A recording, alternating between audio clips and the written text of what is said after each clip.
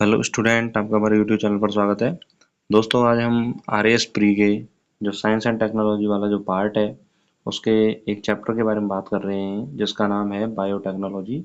तो आज हम बायोटेक्नोलॉजी के बारे में बात करेंगे। तो जितने भी स्टूडेंट आर एस प्री की जनरल साइंस की साइंस एंड टेक्नोलॉजी वाले भाग की तैयारी कर रहे हैं वो इस चैनल को जरूर सब्सक्राइब करें। और जो भी एग्ज़ाम ओरिएंटेड क्वेश्चन है, चाहे वो करंट से जुड़ के हों, चाहे वो एग्ज़ाम में आने वाली कोई भी स्थितियाँ हों, उन सभी के बारे में हम चर्चा करेंगे। तो चलिए हम शुरुआत करते हैं। आज का जो चैप्टर है वह है बायोटेक्नोलॉजी, जैव प्रौद्योगिकी। सबसे पहले हम ये जानेंगे बायोटेक्नोलॉजी क्या है, जैव प्रौद्योगिकी परिभाषा क्या है। देखिए, बायोटेक्नोलॉजी वह विज्ञान है जिसमें जीवों के जैविक प्रक्रियाओं और प्रणालियों का उपयोग करके मानव जीवन को बेहतर बनाने के लिए कृषि, चिकित्सा, पर्यावरण और उद्योगों में नए समाधान विकसित किए जाते हैं।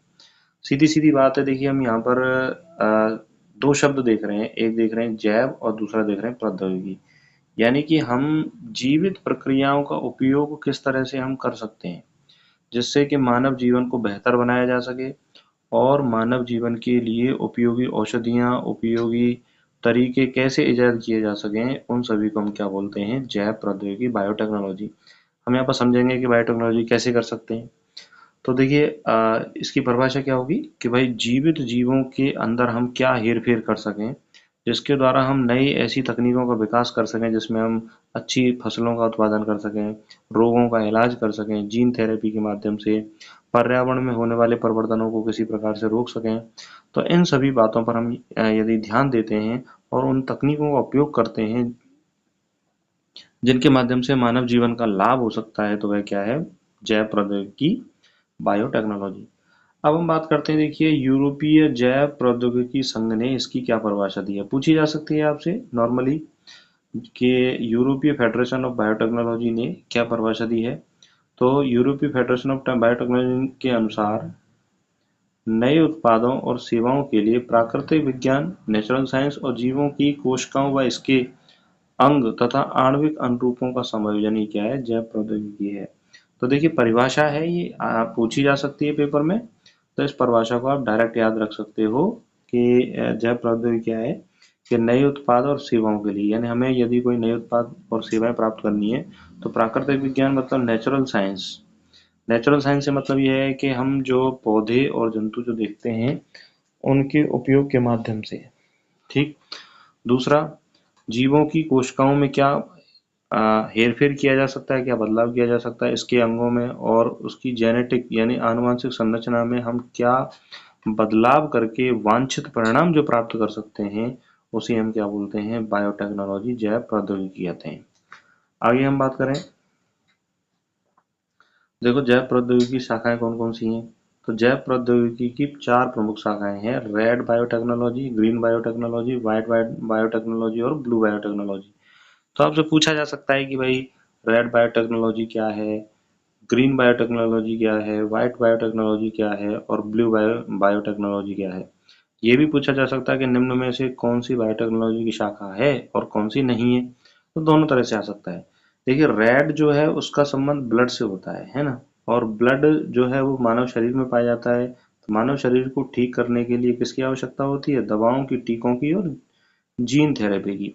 तो इसका मतलब ऐसी बायोटेक्नोलॉजी जो चिकित्सा के क्षेत्र में परिवर्तन लाए, किसमें लाए, चिकित्सा के क्षेत्र में परिवर्तन लाए, तो उसे रेड बायोटेक्नोलॉजी कहते हैं। जैसे यह चिकित्सा क्षेत्र में प्रयुक्त होती है, जैसे कि दवाओं, टीकों और जीन थेरेपी का विकास करना। तो ऐसी बायोटेक्नोलॉजी, ऐसी जैव प्रौद्योगिकी जिसमें हम नई नई दवाओं का उपयोग उपयोग करें या नई नई दवाओं का निर्माण करें, नए टीकों का निर्माण करें। जैसे हमने कोविड-19 के लिए टीका बनाया है, पोलियो के लिए टीका बनाया है और बहुत सारी टेटेनस के लिए टीका बनाया है। और जीन थेरेपी की तरीकों को हम ईजाद करें, नए तरीके जीन थेरेपी के लेकर आए, तो उसे हम क्या बोलेंगे, रेड बायोटेक्नोलॉजी। अब हम बात करते हैं ग्रीन बायोटेक्नोलॉजी। अब देखिए, ग्रीन शब्द जो है वो पेड़ पौधों से जुड़ा हुआ है। तो ग्रीन बायोटेक्नोलॉजी का अर्थ ये होगा कि ऐसी जैव प्रौद्योगिकी जिसमें कृषि के बारे में बात की जाए, किसके बारे में बात की जाए, कृषि के बारे में बात की जाए। तो इसका उपयोग कृषि में किया जाता है। अब देखिए, कृषि में हमने जैव प्रौद्योगिकी का उपयोग करके जेनेटिक मॉडिफाइड जो ऑर्गेनिज्म है फसलें यानी जेनेटिक मॉडिफाइड फसलें बनाई हैं। और देखिए सबसे जो प्रसिद्ध फसल है जेनेटिक मॉडिफाइड वह है बीटी कॉटन। कौन सी है? बीटी कॉटन जो है वह जेनेटिक मॉडिफाइड जो फसल है इसको हमने निर्मित किया है बीटी कॉटन को। तो जेनेटिक मॉडिफाइड जो क्रॉप्स का निर्माण किया है हमने, तो ऐसी जैव प्रौद्योगिकी जिसमें नई नई फसलों का नई नई किस्मों का विकास किया जा रहा है, तो उसे हम ग्रीन बायोटेक्नोलॉजी कहते हैं। व्हाइट बायोटेक्नोलॉजी क्या होगा? व्हाइट बायोटेक्नोलॉजी है उद्योगों में जैव प्रौद्योगिकी का उपयोग है। यानी कि यदि हमने बायोटेक्नोलॉजी का यूज उद्योगों में किया है, जैसे एंजाइमों और जैव ईंधनों बायोडीजल का निर्माण करना, तो ये सब क्या है? White biotechnology. ब्लू बायोटेक्नोलॉजी, अब ब्लू जो है नीला जो सिंबल है वह पानी के लिए उपयोग में लिया जाता है। तो समुद्री और जलीय जीवों से संबंधित जो प्रौद्योगिकी होती है उसे हम क्या बोलते हैं? Blue biotechnology. एक बार हम देखिए दोबारा रिवाइज कर लेते हैं। रेड बायोटेक्नोलॉजी चिकित्सा से संबंधित है, ग्रीन बायोटेक्नोलॉजी कृषि से संबंधित है, और व्हाइट बायोटेक्नोलॉजी उद्योगों से संबंधित है, और ब्लू बायोटेक्नोलॉजी जलीय आवास से संबंधित है। समुद्री और जलीय जीवों से संबंधित जो बायोटेक्नोलॉजी है उसे हम क्या बोलते हैं? Blue biotechnology. आगे हम बात करें जैव प्रौद्योगिकी के सिद्धांत और प्रक्रिया क्या है। देखिए सबसे पहले बायोटेक्नोलॉजी में हम पढ़ेंगे रिकॉम्बिनेंट डीएनए टेक्नोलॉजी। क्या पढ़ेंगे? Recombinant DNA technology. सबसे पहले देखिए आपने 1953 में जो वाटसन एवं क्रिक ने डीएनए का डबल हेलिक्स मॉडल दिया था।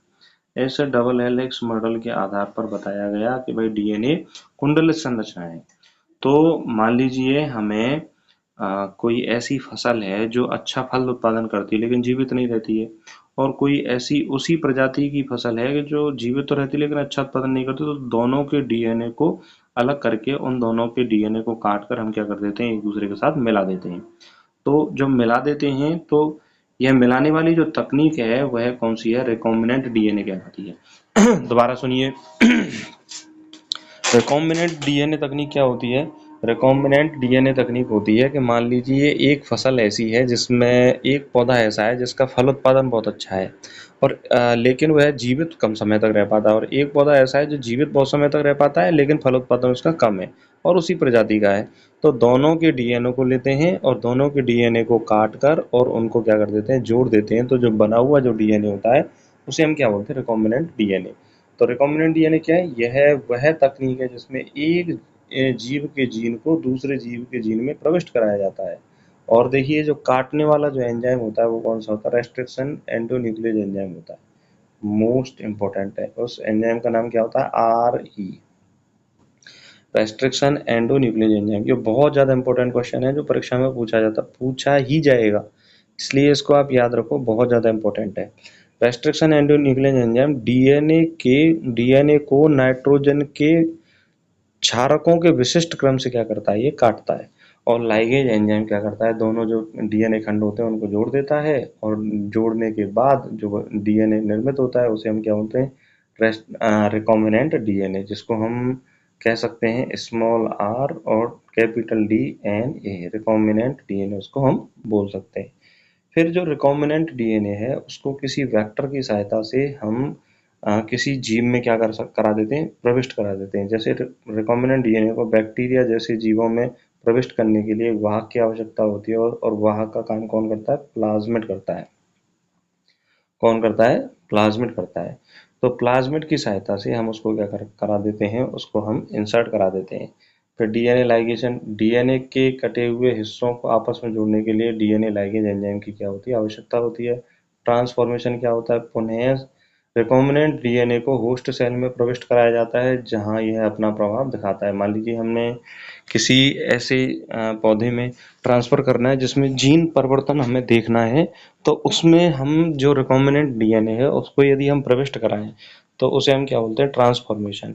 और फिर क्या बनता है? Genetic modify organism. इस प्रक्रिया के माध्यम से बनाए गए आनुवंशिक रूप से संशोधित जीव निर्मित होते हैं। तो देखिए एक बार दोबारा समझिए कि मान लीजिए हमें जीन जो है रिकॉम्बिनेंट डीएनए बनाना है। तो रिकॉम्बिनेंट डीएनए में क्या होता है कि एक पौधा जिसका, मान लीजिए कोई भी ऐसा पौधा है जिसका फल अच्छा है, तो उसका हम डीएनए लेते हैं, और जिसकी वातावरणीय प्रतिरोध क्षमता अच्छी है उसका डीएनए लेते हैं, दोनों को रेस्ट्रिक्शन एंडोन्यूक्लियस एंजाइम से काटते हैं। काटने के बाद उन कटे हुए खंडों को प्लाज्मिड के साथ क्या कर देते हैं, जोड़ देते हैं। तो प्लाज्मिड के साथ जो जोड़ने का काम करता है वो कौन करता है, लाइगेज एंजाइम करता है। और उस लाइगेज एंजाइम की सहायता से जो डीएनए बनता है वह बनता है रिकॉम्बिनेंट डीएनए। अब उस रिकॉम्बिनेंट डीएनए को हम बैक्टीरिया में प्रविष्ट कराते हैं तो उसे हम बोलेंगे क्लोनिंग वेक्टर। और फिर वह बैक्टीरिया में प्रविष्ट कराने के बाद बैक्टीरिया उसको होस्ट सेल, होस्ट कोशिका में प्रविष्ट करा देता है, या फिर किसी अन्य माध्यम से हम उस पौधे के अंदर प्रविष्ट करा देंगे तो उसे हम क्या कहेंगे, ट्रांसफॉर्मेशन।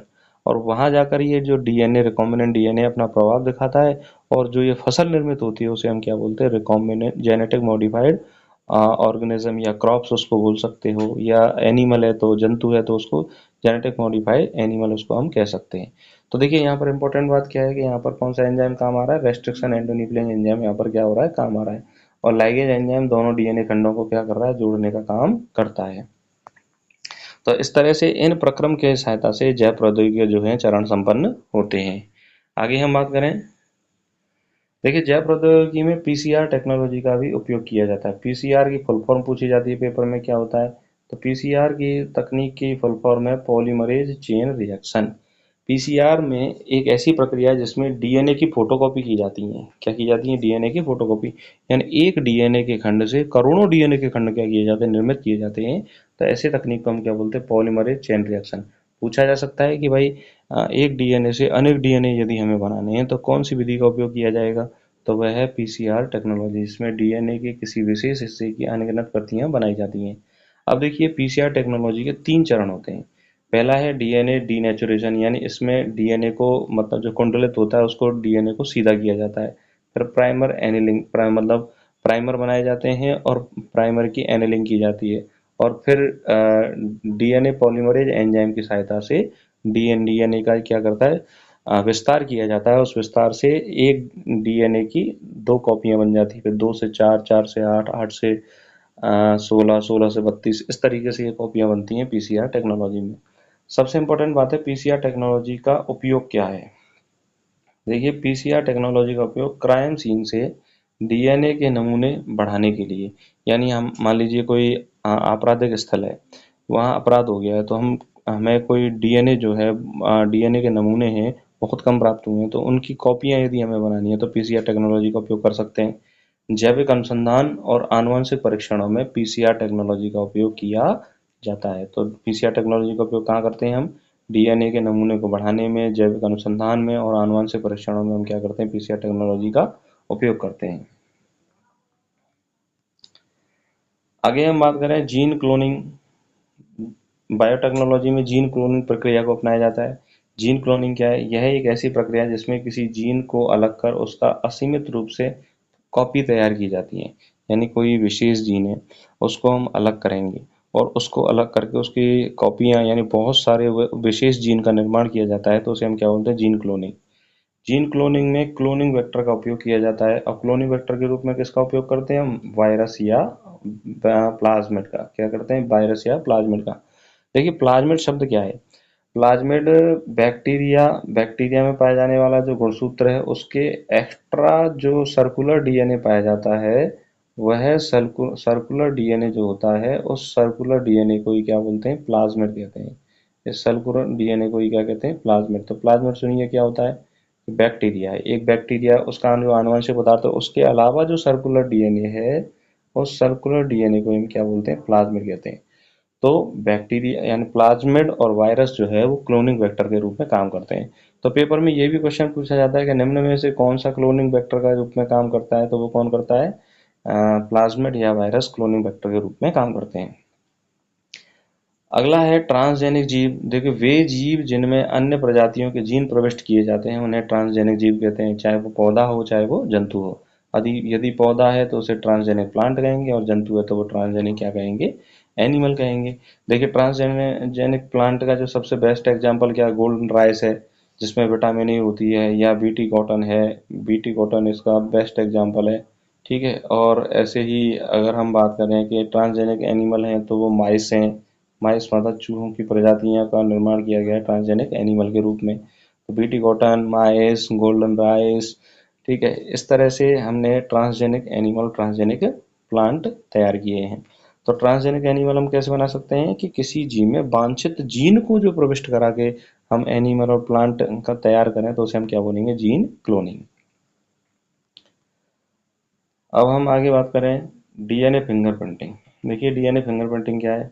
डीएनए फिंगरप्रिंटिंग यह तकनीक है किसी व्यक्ति विशेष के डीएनए प्रोफाइल को बनाने के लिए उपयोग में ली जाती है। इसमें एक तरीका अपनाया जाता है restriction fragment length polymerase, RFLP and short tandem repeat technology यानी तकनीक का उपयोग किया जाता है। इसमें क्या होता है कि जो प्रत्येक व्यक्ति का जो RFLP अलग होता है और प्रत्येक व्यक्ति की STR अलग होती है, यानी कि इसमें जो डीएनए की कुछ विशेष संरचनाएं होती हैं, उन विशेष संरचनाओं में के आकृति के आधार पर, आकार के आधार पर हम पता कर सकते हैं, उनको हम मिलाते हैं। तो इस तकनीक को हम बोलते हैं RFLP या शॉर्ट टेंडम रिपीट टेक्नोलॉजी। ऐसे कह सकते हो आप कि भाई कि प्रत्येक जीव में जो डीएनए का विशिष्ट अनुक्रम पाया जाता है और उस विशिष्ट अनुक्रम के मिलान के आधार पर हम डीएनए फिंगरप्रिंटिंग कर सकते हैं। अब डीएनए फिंगरप्रिंटिंग का उपयोग कैसे करते हैं, जैसे मान लीजिए कोई घटना स्थल है, कहीं मर्डर हुआ है या कहीं कोई घटना घटित हो गई है, तो वहाँ की घटना स्थल पर जो कोई सैंपल है उसके डीएनए और किसी जो हमें किसी व्यक्ति पर शक है तो उसके डीएनए को जो हम मिलाएंगे तो जिसके मैच कर जाएंगे वही क्या है, अपराधी होता है। अपराध की जांच करने में और पितृत्व परीक्षण के लिए, यानी कि कई बार ये हो जाता है कि कोई संतान है वह यह पता करना चाहे कि उसके असली माता पिता कौन है, तो डीएनए फिंगरप्रिंटिंग तकनीक की उपयोग से हम क्या कर सकते हैं, पता कर सकते हैं। डीएनए फिंगरप्रिंटिंग की जो खोज है वह किसने की है, एलेक्स जाफरी के द्वारा इसकी खोज की गई थी, डीएनए फिंगरप्रिंटिंग की। तो ये भी प्रश्न पूछा जाता है कि भाई डीएनए फिंगरप्रिंटिंग की खोज किसने की है। एलेक्स जाफरी ने डीएनए फिंगरप्रिंटिंग की खोज की है। डीएनए फिंगरप्रिंटिंग का यूज किसमें किया जाता है, अपराध की जांच में और पितृत्व परीक्षण में डीएनए फिंगरप्रिंटिंग का उपयोग किया जाता है। आगे हम बात करें जीन थेरेपी। देखिए बायोटेक्नोलॉजी में जीन थेरेपी के माध्यम से भी हम रोगों का इलाज कर सकते हैं। जीन थेरेपी क्या है, यह तकनीक आनुवंशिक बीमारियों के इलाज के लिए रोगी के डीएनए में जीनों को प्रविष्ट कराने या हटाने, इसको जीन थेरेपी कहते हैं।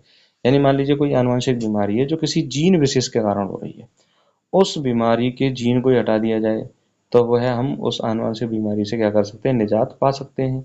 तो इस तरह की प्रक्रिया किसके द्वारा संपन्न की जा सकती है, केवल बायोटेक्नोलॉजी के जरिए संभव है। और इस बायोटेक्नोलॉजी तकनीक को हम क्या बोलते हैं, जीन थेरेपी।